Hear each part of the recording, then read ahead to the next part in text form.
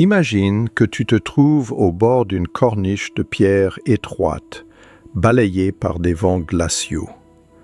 La hauteur est vertigineuse, 6400 mètres au-dessus du niveau de la mer. Sous tes pieds s'ouvre un abîme sans fond. La paroi verticale plonge dans les profondeurs et se perd dans d'épais nuages tourbillonnants. Si tu lèves les yeux, tu verras que le ciel au-dessus de toi n'est plus bleu, il est presque ancré d'un violet profond et froid. À cette altitude, l'atmosphère est si ténue que la raréfaction colossale de l'air fait diffuser la lumière du soleil d'une façon complètement différente, effaçant les couleurs familières du monde.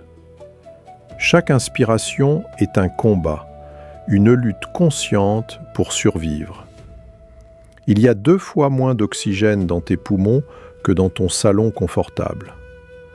Ton cœur bat à un rythme effréné, 140 battements par minute.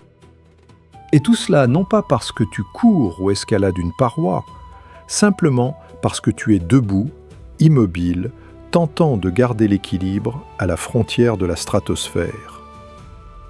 Nous avons l'habitude de percevoir les montagnes comme un décor figé et éternel, un arrière-plan beau, austère, mais absolument silencieux pour nos photos. Mais c'est la plus grande des illusions. Les montagnes ne sont pas de la pierre. Bienvenue dans les Andes. La plus longue chaîne de montagnes de la Terre, la véritable colonne vertébrale rocheuse de la planète. 7000 km de pierres soulevées et continues, des tropiques humides et étouffants de Colombie au nord jusqu'aux glaciers de la Terre de Feu déchirés par les tempêtes au sud. Pour vraiment saisir cette échelle, trace mentalement une ligne de Lisbonne à Téhéran, puis multiplie cette énorme distance par 2 et dresse le mur obtenu à la verticale. Aujourd'hui, nous quitterons les sentiers touristiques balisés et sécurisés pour aller au cœur du sujet. Nous plongeons à l'intérieur d'un système vivant, tectoniquement actif, qui croît si vite que ses sommets n'ont même pas eu le temps d'être vraiment érodés.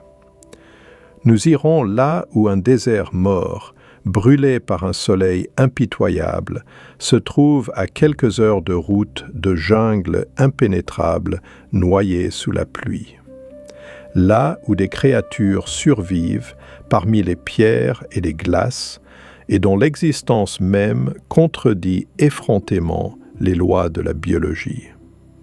Là où sous nos pieds, dans les couches d'anciens lacs asséchés, se cache plus de lithium précieux que dans tous les autres gisements du monde réunis. Là où commence le plus grand fleuve du monde, dont le bassin est appelé les poumons de la planète. Là où vivent certaines des créatures les plus attachantes de la planète. L'endroit où la civilisation la plus mystérieuse et mystique du continent a inventé la roue. Ce ne sont pas seulement des montagnes, c'est la colonne vertébrale de la Terre. Et aujourd'hui, nous allons plonger directement dans sa moelle. Comment est-il possible qu'une seule et même chaîne de montagnes puisse contenir 6 zones climatiques radicalement différentes? Tout s'explique simplement et en même temps brillamment. Les Andes fonctionnent comme un gigantesque mur climatique infranchissable qui coupe littéralement l'atmosphère en 2. L'air marin dense et gorgé d'humidité remonte de l'ouest, mais bute contre cette barrière rocheuse. Il n'a nulle part où aller, il ne peut pas traverser les falaises et se voit donc contraint de ramper vers le haut. En montant à une altitude immense, les masses d'air se refroidissent rapidement et déversent toute leur eau accumulée sous forme de pluie torrentielle et de neige lourde sur les versants occidentaux. De l'autre côté du col, l'air redescend déjà, complètement essoré, absolument sec et sans vie. C'est ainsi que naît le plus grand paradoxe climatique de notre planète. D'un côté, des montagnes règnent des forêts tropicales humides et impénétrables, et de l'autre gît l'Atacama, l'endroit le plus aride et le plus stérile de la Terre. Le désert d'Atacama est si brutal que ses paysages font peur. Certaines stations météorologiques n'ont pas enregistré la moindre goutte de pluie pendant de longues décennies. Et dans certaines zones, il n'est pas tombé d'eau du ciel au cours de toute l'histoire des observations connues. La NASA n'est pas en reste. Elle utilise ces paysages morts et martiens, avec leurs sables rouges et leurs croûtes de sel, pour tester ses rovers spatiaux. Il n'existe tout simplement pas de meilleur terrain d'essai pour simuler d'autres planètes sur Terre. Les ingénieurs le savent avec certitude. Si l'engin survit dans l'Atacama, il survivra sur Mars. Et pourtant, à quelques heures de route épuisante de cet enfer brûlé, pulse la selva verte, des jungles étouffantes et humides où il tombe en une seule journée autant de précipitations que la pluvieuse ville de Lyon en un mois entier. Mais la véritable magie des Andes n'est pas dans ces extrêmes contrastés, mais dans ce qui se trouve entre eux. À une altitude vertigineuse comprise entre 3500 et 4500 mètres, s'étend l'Altiplano, un haut plateau de la taille de la France entière, plat et uniforme comme une table. À cette altitude extrême, où un touriste ordinaire venu de la plaine commence à avoir d'atroces maux de tête et perd connaissance par manque d'oxygène, vivent en permanence environ 10 millions de personnes. Ils construisent d'immenses villes, tracent des routes asphaltées, travaillent dur dans les mines et élèvent des enfants dans des conditions absolument insupportables et mortelles pour les habitants des plaines. Comment y parviennent-ils quand les lois de la physiologie crient à l'impossibilité d'une telle chose? La réponse se cache profondément dans leurs veines, mais on y reviendra un peu plus tard. Si tu es là pour la première fois et que tu veux voir le monde autrement, abonne-toi à l'Instinct de la planète. Chaque semaine, nous ouvrons les endroits les plus sauvages de la Terre, ceux qui coupent littéralement le souffle. Mets un like à cette vidéo et écris absolument dans les commentaires d'où tu nous regardes et de quel coin caché de la planète tu veux voir notre prochain grand épisode. Imagine ces conditions. Altitude, 5 km. Pas un seul arbre à la ronde, seulement la roche nue et une herbe rêche et piquante. Presque pas d'oxygène, la température la nuit descend bien en dessous de zéro. Et pourtant, il y a un chat qui vient gracieusement de sortir pour sa chasse nocturne. Tous ceux qui s'intéressent à la nature connaissent le majestueux léopard des neiges de l'Himalaya ou l'immense tigre de l'amour. Mais dans les étendues glacées des Andes, règne son propre prédateur fantomatique, presque mythique, le chat des Andes, ou Leopardus jacobita. C'est l'un des prédateurs les plus rares, les moins étudiés et les plus insaisissables au monde. Selon les estimations les plus optimistes, il en reste moins de 2500 individus à l'état sauvage, ce qui est catastrophiquement moins que le nombre de tigres ou de léopards. Pour obtenir ne serait-ce qu'un seul cliché net, les biologues restent absolument immobiles pendant des semaines entières dans des affûts de pierre gelés par des températures négatives. Le chat des Andes se déplace en silence, se fondant dans les rochers gris, et n'apparaît dans l'objectif que quand il le décide lui-même. Il chasse la viscache, un rongeur amusant, pelucheux aux longues oreilles, qui vit haut dans les fissures des roches.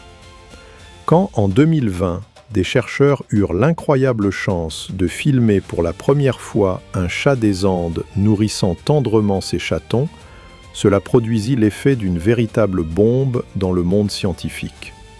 En termes d'importance et de sensation, on pouvait comparer ça à la capture d'un ptérosaure préhistorique vivant. Mais les Andes adorent briser nos stéréotypes. Qui vous attendriez-vous à voir par un matin glacial, au milieu d'un vent de glace pénétrant, au bord d'un lac salé d'altitude partiellement recouvert de glace? Certainement pas des flamants roses élégants. Ces oiseaux gracieux, nous les associons habituellement à une chaleur tropicale détendue et à des lagunes marines tièdes. Pourtant, 3 des 6 espèces de flamants roses existant sur notre planète vivent exclusivement dans les conditions brutales des Andes. La Laguna Colorada, en Bolivie, est un plan d'eau fantastique dont l'eau est teintée par des algues spécifiques et des minéraux en un rouge sang dense et saisissant. La température de l'eau atteint à peine 10 degrés, un vent glacial hurle impitoyablement tout autour, emportant l'écume, et, dans le lac, des milliers d'oiseaux roses barbotent et cherchent leur nourriture avec une parfaite sérénité. Cela ressemble à un décor surréaliste de film de science-fiction à gros budget sur une vie extraterrestre, mais c'est la réalité terrestre, brute et sans phare.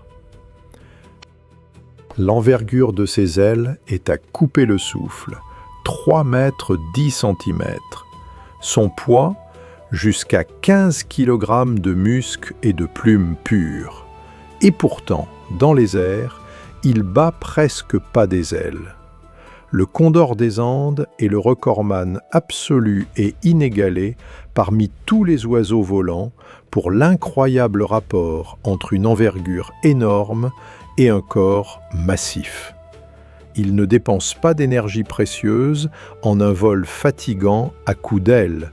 Il plane sur des courants thermiques ascendants invisibles avec une précision si phénoménale et ciselée qu'il peut planer pendant 8 longues heures d'affilée en battant des ailes au total moins d'une petite minute. Son aérodynamisme naturel est si parfait que les meilleurs ingénieurs en aviation du monde étudient en détail les moindres courbes de la structure de son aile lors de la conception de drones et de planeurs modernes de haute technologie. Le condor est le grand écologiste des montagnes, sans qui le système s'effondrerait. De la hauteur vertigineuse d'1,5 km, sa vision aiguisée peut distinguer la carcasse d'un animal mort qu'un humain ordinaire ne remarquerait pas à 100 mètres. En éliminant la charogne en décomposition avec une précision et une vitesse chirurgicales, il préserve les immenses pâturages de montagne contre les épidémies mortelles. Sans lui, ce fragile écosystème d'altitude s'asphyxierait rapidement dans les maladies, se transformant en zone sinistrée, comme une métropole privée de ses services municipaux. Mais ce géant planant, qui n'a pas d'ennemi naturel dans le ciel, est incroyablement vulnérable sur Terre. Un couple de condors a un cycle de reproduction extrêmement lent. Ils ne pondent qu'un seul et unique œuf tous les 2 longues années. Le jeune éclos reste entièrement dépendant de ses parents jusqu'à 1 an et demi et n'atteint la maturité sexuelle qu'à 6 ou 8 ans. C'est pourquoi toute perte d'un adulte, qu'il s'agisse d'un empoisonnement accidentel au plomb, de la perte d'habitat ou d'une persécution directe par les braconniers, porte un coup dévastateur, repoussant d'autant une population déjà peu nombreuse de plusieurs décennies en arrière. Et même si les programmes d'élevage en captivité donnent leurs premiers résultats timides, le statut officiel de l'espèce oscille encore sur l'effrayante frontière de la vulnérabilité à l'extinction totale. Écris maintenant dans les commentaires, lequel de ces survivants incroyables t'a le plus surpris ? Le condor planant, l'insaisissable chat des Andes ou les flamants roses debout dans un lac gelé? Tu penses connaître la différence entre un lama et un alpaga? Très probablement. Non, et ce n'est absolument pas ta faute. Des milliards de personnes dans le monde les ont confondus tout autant. Il est temps de détruire définitivement le mythe le plus répandu et le plus stupide. Le lama n'est pas un grand alpaga surengraissé. Ce sont deux animaux génétiquement distincts avec une histoire différente de domestication séculaire et des fonctions fondamentalement différentes dans la vie humaine. Le lama est un vrai bête de somme des montagnes. Une grande machine biologique incroyablement endurante, capable de porter sans relâche jusqu'à 30 kg sur des sentiers escarpés et glissants à 4 km d'altitude. C'est sur leur solide dos, pas à pas, que reposait toute la gigantesque logistique de l'Empire Inca, qui construisait des villes dans les conditions montagnardes les plus difficiles, sans une seule roue et sans l'aide des chevaux. L'alpaga, lui, est une fabrique vivante et pelucheuse de textiles de luxe, la fierté des Andes. Bien plus petit que le lama, il n'est jamais utilisé pour le transport épuisant de charges, mais produit une laine unique qui, par ses propriétés isolantes et sa qualité incomparable, surpasse même le célèbre cachemire. La fibre d'alpaga de la plus haute qualité, fine, est plus fine que 22 microns et se négocie encore sur les marchés internationaux au même titre que les métaux précieux rares. Ces deux espèces ne sont que des descendants domestiqués du libre guanaco sauvage et de la gracieuse vigogne. La vigogne est la créature la plus élégante, la plus fragile et la plus précieuse de toutes les Andes. L'épaisseur d'une seule fibre de sa laine n'est que d'environ 12 microns, soit environ 10 fois plus fin qu'un cheveu humain, ce qui lui permet de piéger des microbules d'air et de protéger l'animal des vents glaciaux. Au temps des grands Incas, c'était un animal sacré et intouchable. Les vêtements tissés de sa laine impalpable ne pouvaient légalement être portés que par le Sapa Inca, le souverain suprême de l'Empire, et tuer illégalement une vigogne valait à un roturier une exécution immédiate.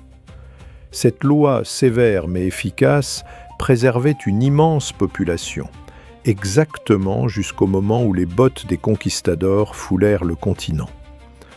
Quand les interdits anciens s'effondrèrent sous le poids de la cupidité, les animaux furent tués pour leur fourrure presque jusqu'au dernier, et dans les années 1960, seuls 6000 individus misérables subsistaient dans toutes les immenses Andes.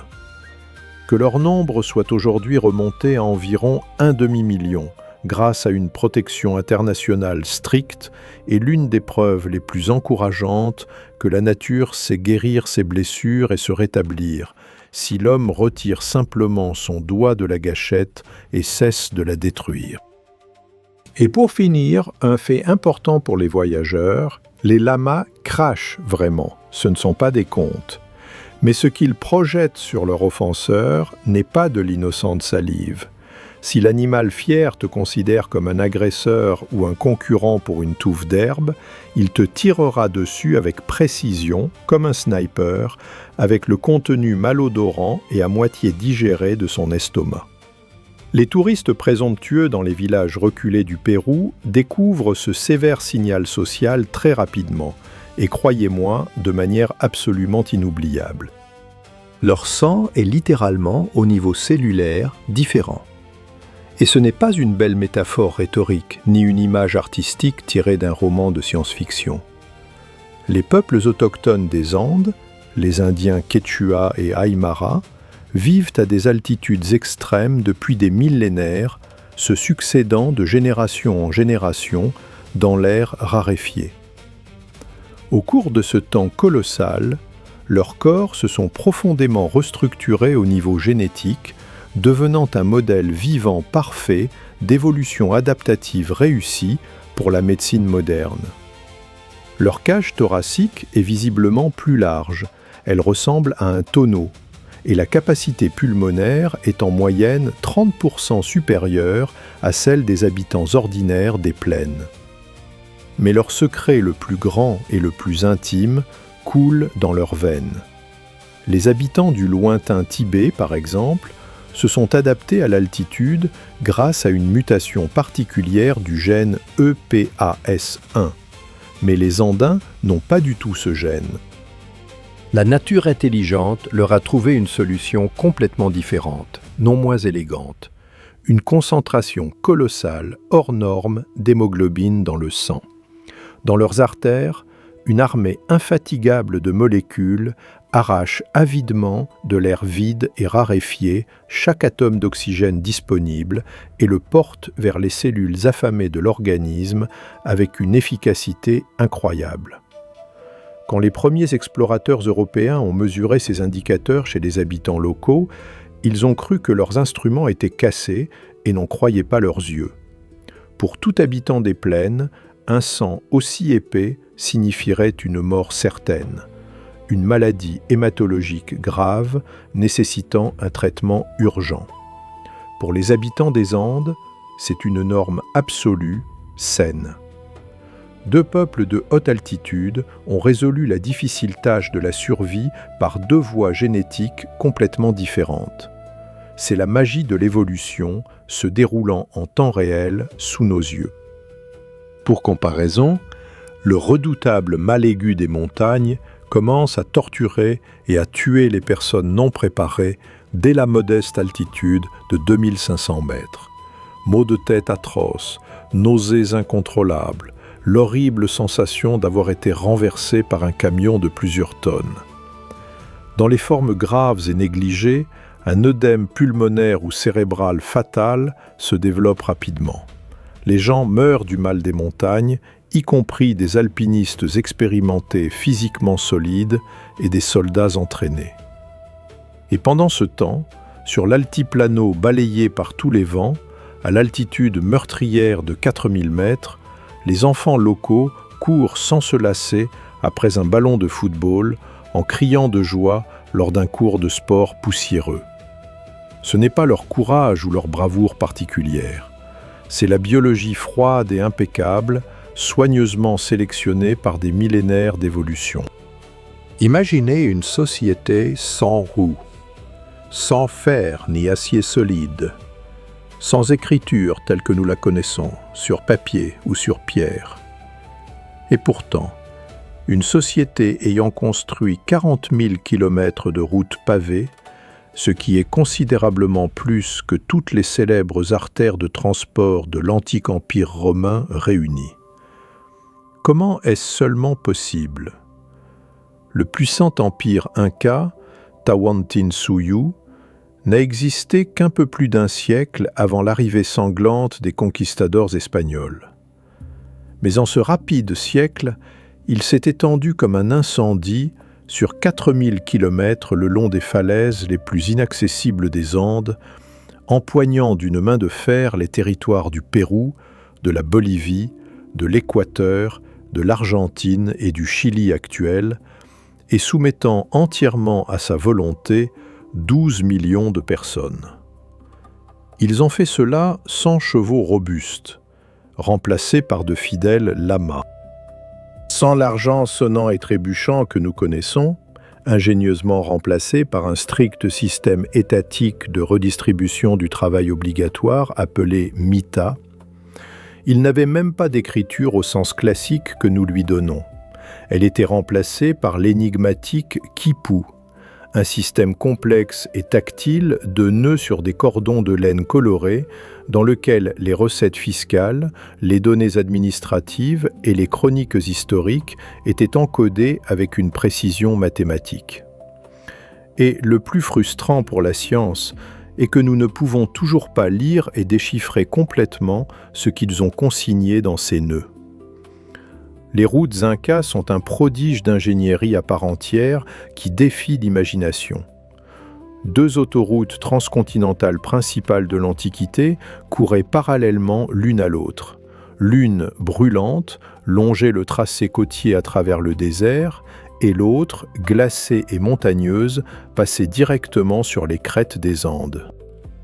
Ce chemin de montagne passait à des altitudes si monstrueuses qu'un touriste équipé d'aujourd'hui y serait inévitablement terrassé par le mal des montagnes. Les falaises infranchissables étaient percées de milliers de sentiers en escalier taillés à la main, et au-dessus des gouffres vertigineux et effrayants étaient jetés hardiment des ponts suspendus de fibres végétales torsadées, assez solides pour supporter jusqu'à 1 tonne de poids des troupes et des caravanes en passage.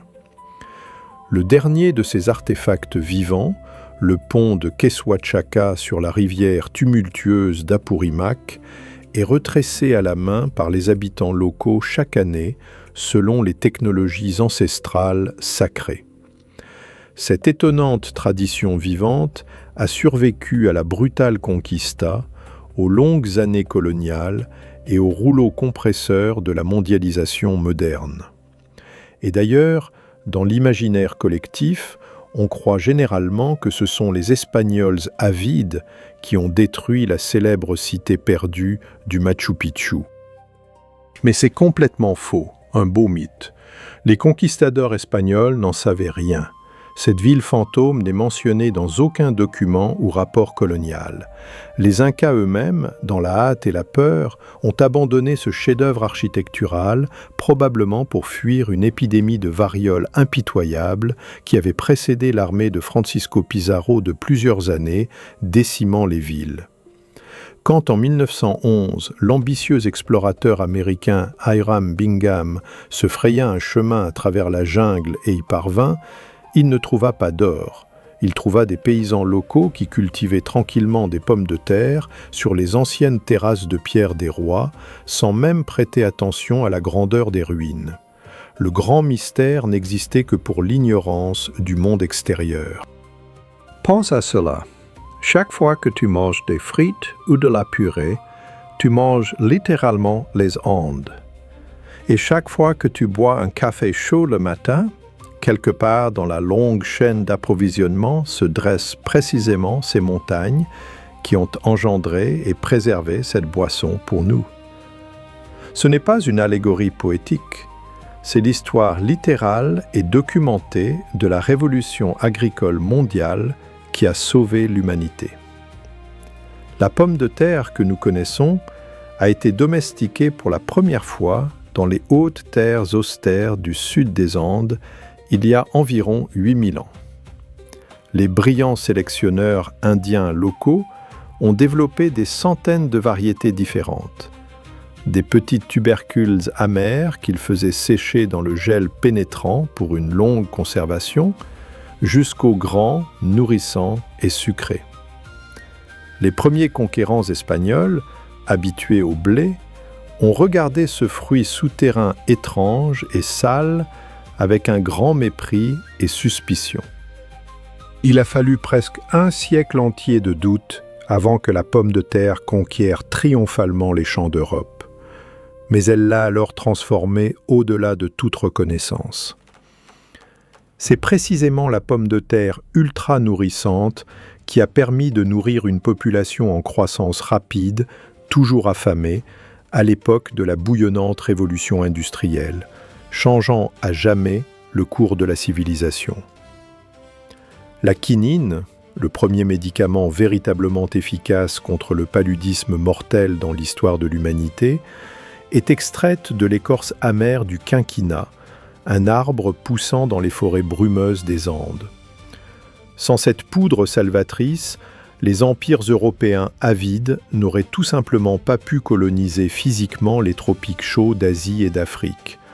Leurs vaillantes armées mouraient par milliers de la fièvre tropicale, jusqu'à ce qu'elles aient accès à ce remède andin secret. La tomate, sans laquelle la cuisine italienne, ou française d'ailleurs, est impensable, est elle aussi originaire des contreforts des Andes.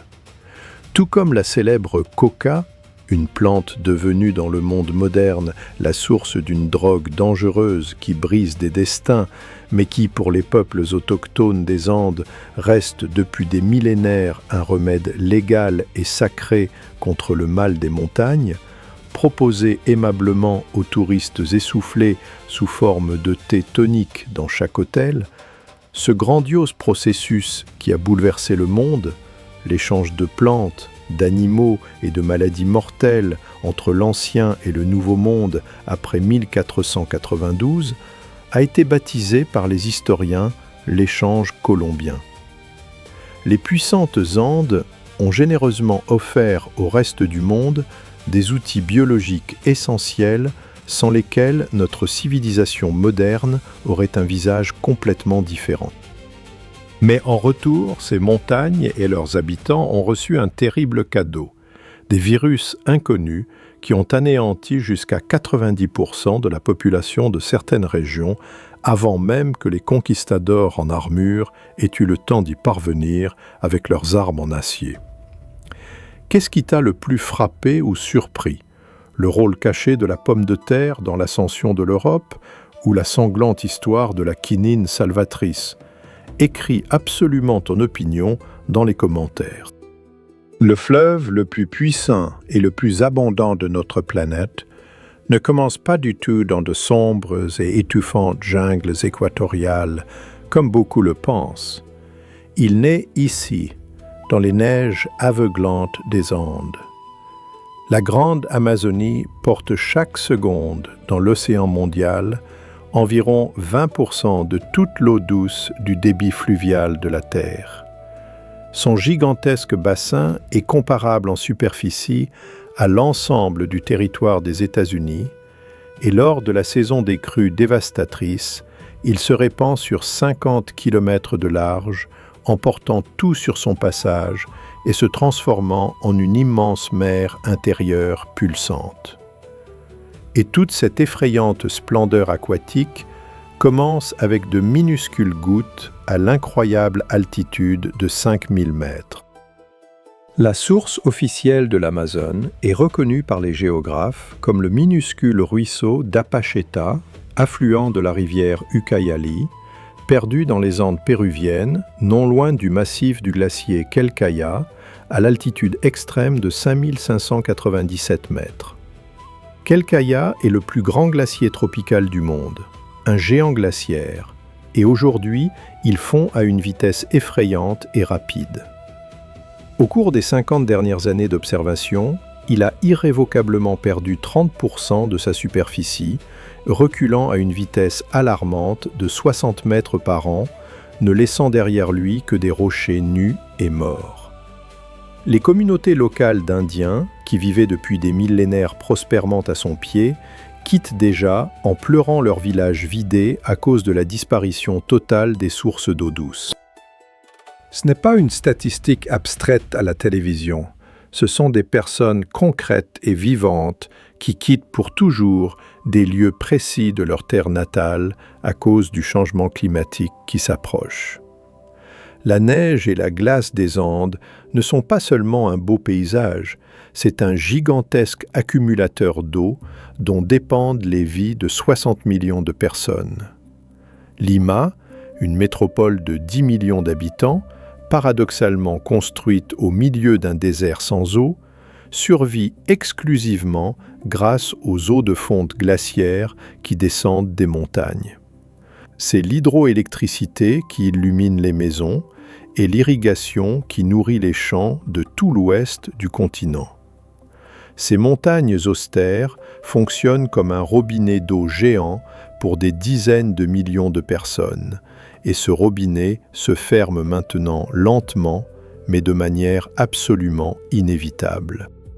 3812 mètres au-dessus du niveau de la mer. Imagine, voile, hôtel de villégiature luxueux, vrai bateau en acier à quai, pas seulement de petites barques de pêcheurs en bois.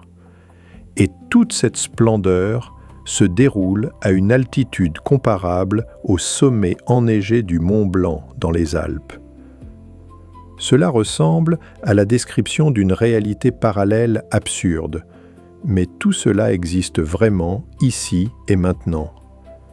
Le lac Titicaca est le lac navigable le plus haut perché du monde entier. Au début du XXe siècle fou, un vrai bateau à vapeur y a été acheminé par morceaux en franchissant les montagnes, puis assemblés rivée par rivée directement sur la rive rocailleuse. La superficie du Titicaca est impressionnante. Elle dépasse 8000 km² et la sombre profondeur atteint 281 mètres.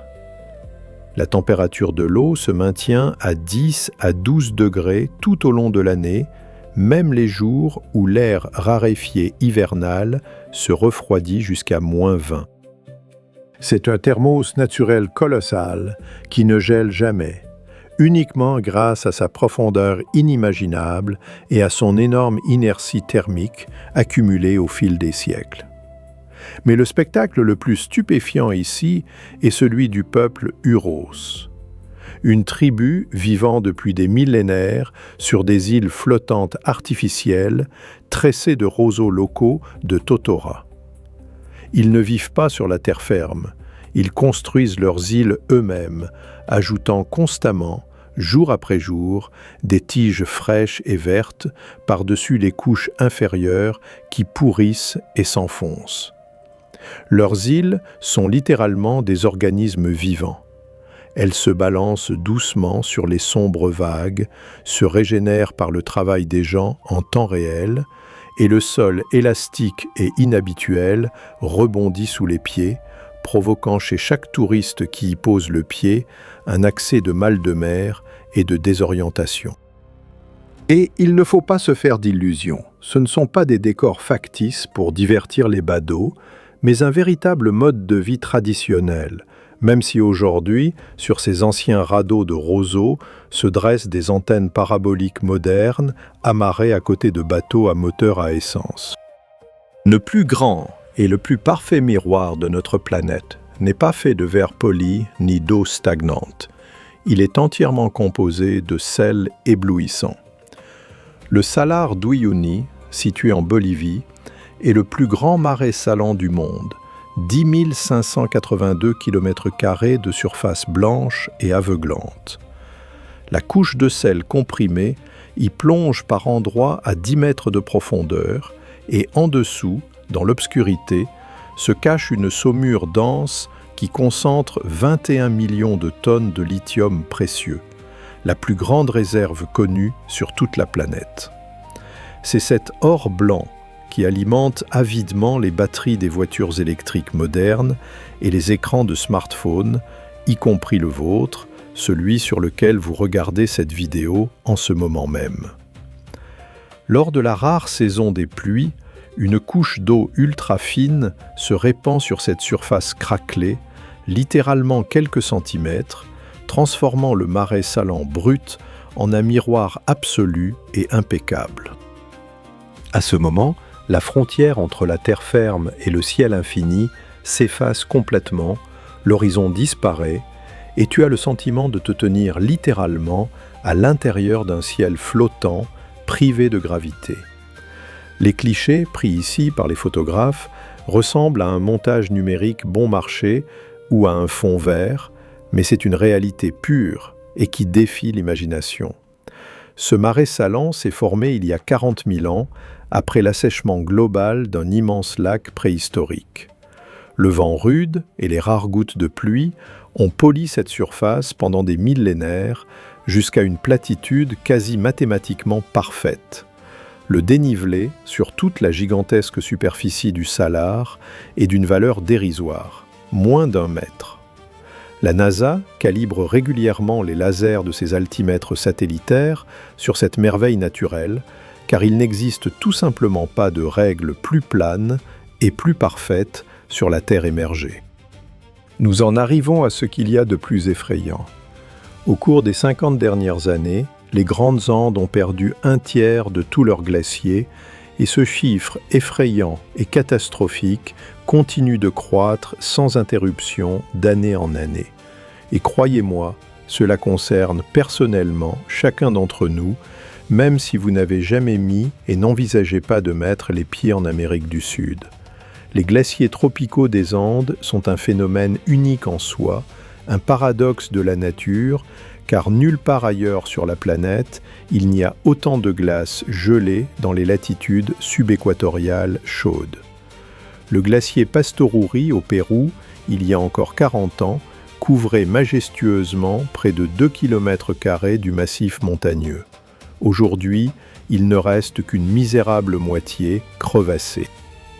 Là où jadis des touristes enthousiastes posaient le pied sur de la glace épaisse directement au bord du sentier, s'étendent maintenant de mornes kilomètres d'éboulis de pierres grises et nues.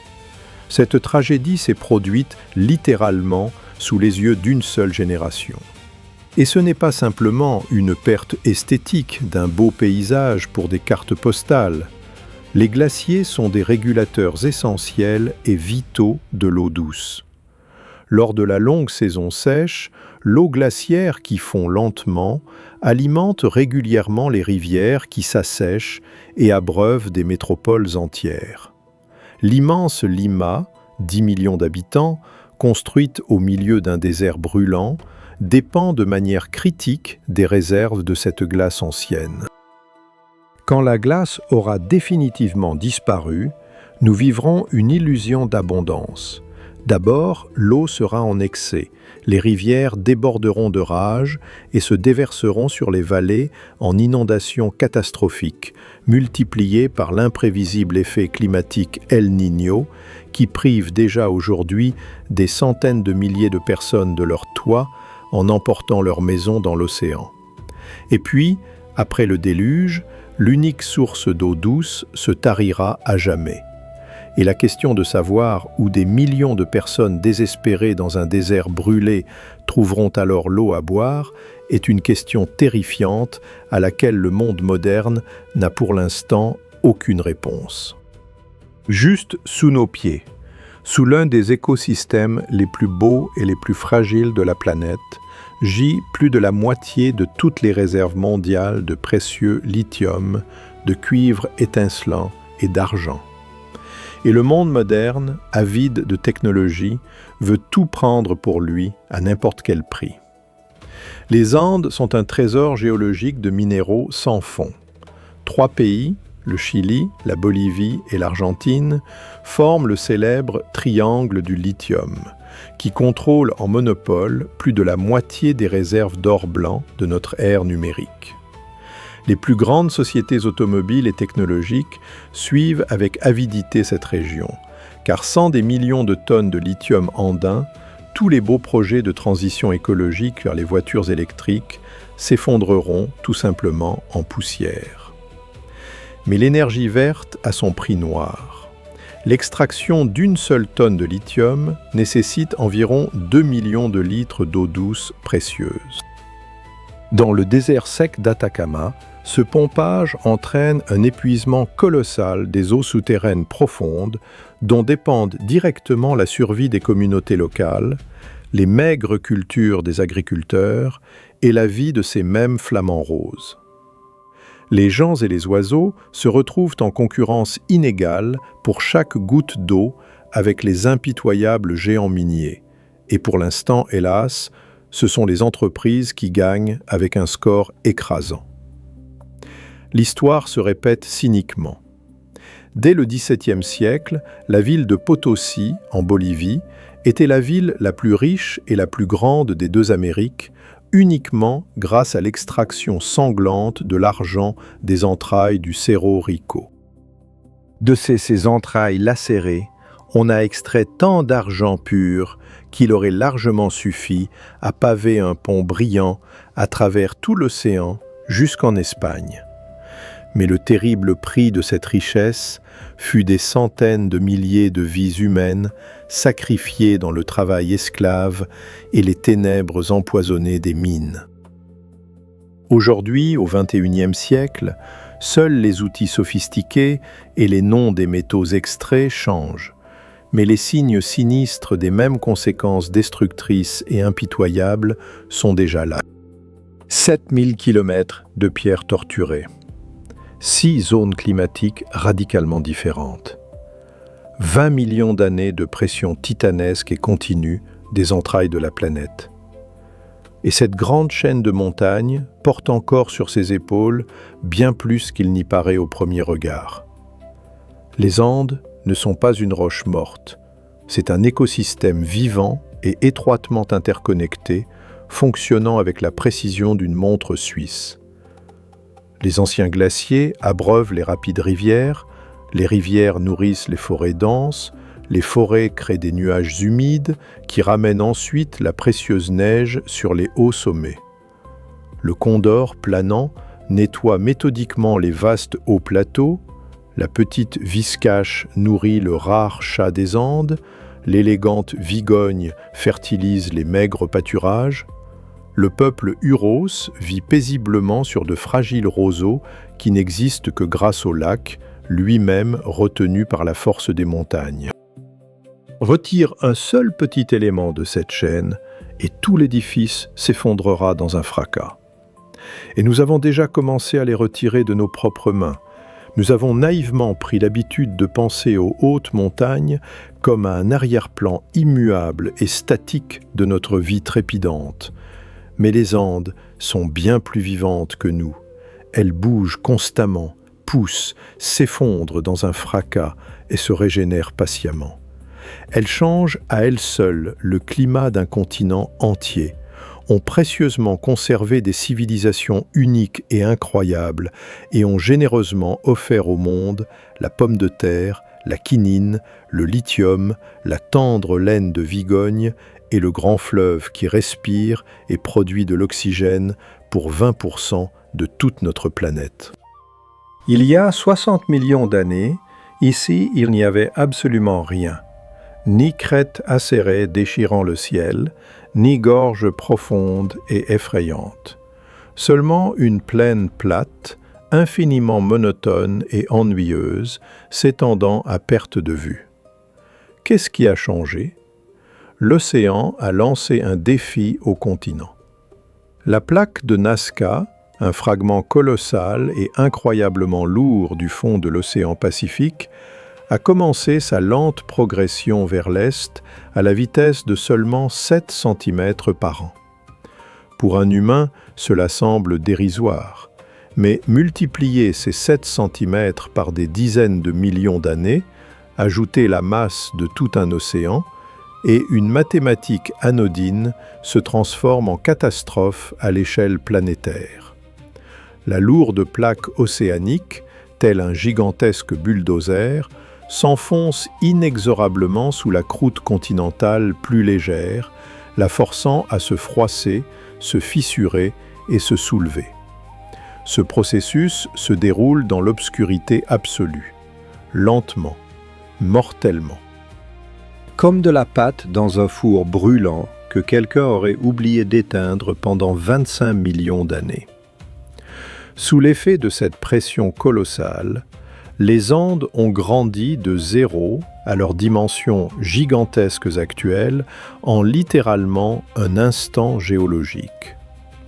C'est précisément à cause de cette rapidité, parce que les montagnes ont littéralement jailli de sous terre, qu'elles n'ont pas eu le temps de s'arrondir et de vieillir sous l'effet de l'érosion. D'où cette acuité de rasoir tranchante des crêtes et ces parois invraisemblablement verticales. Ici se dresse la Royal Aconcagua, 6961 mètres de pierre et de glace. C'est le plus haut sommet de la planète en dehors de l'Asie, un géant qui surplombe n'importe quelle montagne d'Europe, d'Afrique, d'Australie et des deux Amériques. Et le plus effrayant dans cette histoire, c'est que ce processus est loin d'être terminé. En ce moment même, pendant que tu écoutes ce texte, les Andes continuent de s'étirer vers le ciel dans un craquement. Dans certaines zones, elles grandissent jusqu'à 1 mm par an. La plaque du Pacifique s'enfonce toujours avidement dans le manteau, accumulant dans les roches une tension colossale et inimaginable. Les éruptions volcaniques et les tremblements de terre dévastateurs ici ne sont pas le hasard aveugle ni la colère des dieux, mais une loi froide, le code de base gravé de manière indélébile dans la géologie même de ce lieu. Souvenez-vous de 1960. Au Chili s'est produit le tremblement de terre le plus puissant de toute l'histoire des observations instrumentales. 9,5 sur l'échelle de Richter. En quelques minutes, la terre solide s'est comportée comme un liquide et le sol s'est déplacé de plusieurs mètres. Un mur d'eau, un tsunami dévastateur engendré par ce choc tectonique, a traversé avec fureur tout l'océan Pacifique et s'est abattu sur les lointains rivages du Japon. Voilà ce qui se passe quand la colonne vertébrale endormie de la Terre décide de hausser ses épaules de pierre.